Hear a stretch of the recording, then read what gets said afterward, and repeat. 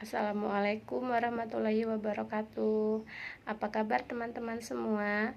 Tetap semangat menjalankan puasa ya, dan tetap semangat belajar dari rumah. Semoga di bulan Ramadan ini kita dapat melaksanakan ibadah dengan kesabaran, dengan keikhlasan, dan Allah berikan pahala atas semua ibadah yang telah kita lakukan. Amin, amin ya robbal alamin. Teman-teman, hari ini Bu Linda akan menyampaikan sebuah kisah tentang salah satu sahabat Rasulullah yang sangat luar biasa yang hidup di zaman Rasulullah, yang bernama Bilal bin Rabah. Bilal lahir di daerah Asara sekitar 43 tahun sebelum hijrah. Ayahnya bernama Rabah, sedangkan ibunya bernama Hamamah, seorang budak wanita berkulit hitam dari Habasyah atau yang lebih dikenal dengan Ethiopia, yang tinggal di daerah Mekah. Nah, karena ibunya itu adalah seorang yang berkulit hitam, maka orang-orang memanggil Bilal dengan sebutan Ibnu Sauda atau putra wanita hitam. Bilal dibesarkan di kota Ummul Qura atau yang sekarang kita kenal dengan kota Mekah sebagai seorang budak milik keluarga Bani Abdudar. Nah, teman-teman tahu tidak, Bilal termasuk orang-orang yang pertama kali masuk Islam. Nah, saat Bilal masuk Islam di bumi Allah ini, baru ada beberapa orang saja yang sudah memasuki Islam. Di antaranya ada Ummul Mukminin Khadijah bin Khuwailid, Abu Bakar Asy-Siddiq, Ali bin Abu Thalib, Ammar bin Yasir bersama ibunya Sumayyah, dan Syuaib Ar-Rumi, dan Al-Miqdad bin Al-Aswad. Ketika awal masuk Islam bukan mudah, teman-teman. Bilal merasakan penganiayaan dari orang-orang musyrik yang lebih besar dari siapapun. Kekerasan, siksaan, dan kekejaman selalu dirasakan oleh Bilal. Tapi sebagaimana kaum muslimin yang lemah lainnya, Bilal tetap sabar dalam menghadapi ujian di jalan Allah tersebut dengan kesabaran yang luar biasa. Nah, teman-teman tahu tidak, orang Quraisy yang paling banyak menyiksa Bilal saat itu adalah Umayyah bin Khalaf bersama para algojonya. Mereka menghantam punggung Bilal dengan cambuk, tapi Bilal hanya berkata ahad, ahad.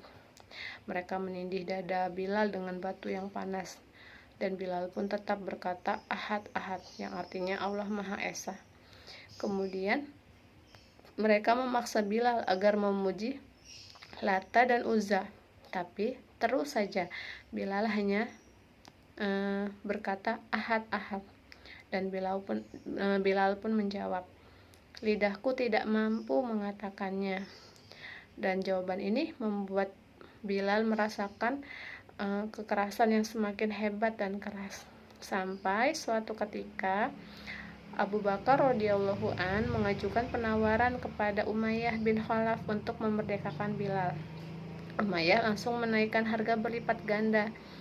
Ia mengira Abu Bakar tidak akan setuju untuk membayarnya, tapi ternyata teman-teman, Abu Bakar setuju dan mau membayarnya walaupun harus mengeluarkan 9 ukiah emas. Nah, sejak saat itu Bilal pun akhirnya terbebas dari belenggu kaum Quraisy. Nah, setelah itu Bilal ikut dengan Rasulullah hijrah ke Madinah. Setelah selesai membangun Masjid Nabawi, Rasulullah menunjuk Bilal sebagai muazin pertama dalam sejarah Islam. Nah, sejak saat itulah Bilal terkenal sebagai muazinnya Rasulullah atau orang pertama yang mengumandangkan azan dalam sejarah Islam. Suatu ketika saat pulang dari perjalanan Isra Mi'raj, Rasulullah Shallallahu Alaihi Wasallam memberikan kabar gembira kepada Bilal bin Rabah. Nabi berjumpa dengan dirinya di surga dalam perjalanan istimewa tersebut. Tidak hanya Umar bin Khattab yang Rasulullah jumpai dalam perjalanan tersebut, tapi ada kisah istimewa juga. yang menjadi hadiah untuk Bilal. Diriwayatkan oleh Imam Ahmad dengan sanad yang sahih. Abdullah bin Abbas radhiyallahu an berkata, pada malam Isra Mi'raj, pada malam Isra, Nabi Shallallahu alaihi wasallam beliau memasuki surga. Saat itu beliau mendengar suatu suara. Beliau bertanya kepada Jibril, "Hai Jibril, suara apakah itu?" Jibril menjawab, "Itu Bilal sang muazin."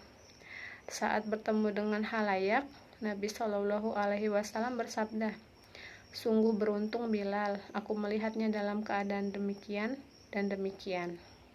Hadis riwayat Ahmad. Kemudian diriwayatkan oleh Hakim, ia menyatakan bahwa suatu pagi Rasulullah Shallallahu alaihi wasallam memanggil Bilal. Kemudian beliau bersabda, "Wahai Bilal, dengan amal apa kamu mendahului diriku di surga?" Bilal menjawab, "Wahai Rasulullah, tidaklah aku melakukan suatu dosa sama sekali, kemudian setelahnya aku melakukan sholat 2 rakaat, dan tidaklah diriku berhadas atau batal wudhu, melainkan setelahnya aku langsung wudhu lagi dan sholat 2 rakaat. Nah teman-teman, 3 amalan inilah yang membawa Bilal masuk ke dalam surganya Allah. Yang pertama, Bilal selalu melaksanakan sholat setiap beliau melakukan suatu kesalahan. Yang kedua, Bilal selalu menjaga wudhunya. Dan yang ketiga, Bilal selalu melaksanakan sholat 2 rakaat setelah melaksanakan wudhu, atau yang dikenal dengan sholat tuhur. Nah, kemudian Rasulullah Shallallahu alaihi wasallam berkomentar, "Dengan amalan inilah engkau masuk surga." Dan ini diriwayatkan oleh Hakim dengan sanad yang sahih. Nah teman-teman, sekarang sudah tahu kan 3 amalan utama dari Bilal yang membawa Bilal masuk ke surga.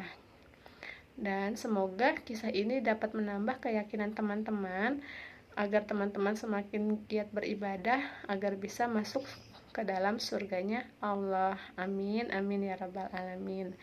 Sekian dari Bu Linda. Kurang lebihnya Bu Linda mohon maaf. Tetap semangat menjalankan ibadah puasa, tetap semangat belajar dari rumah.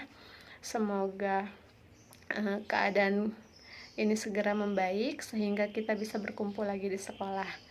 Assalamualaikum warahmatullahi wabarakatuh.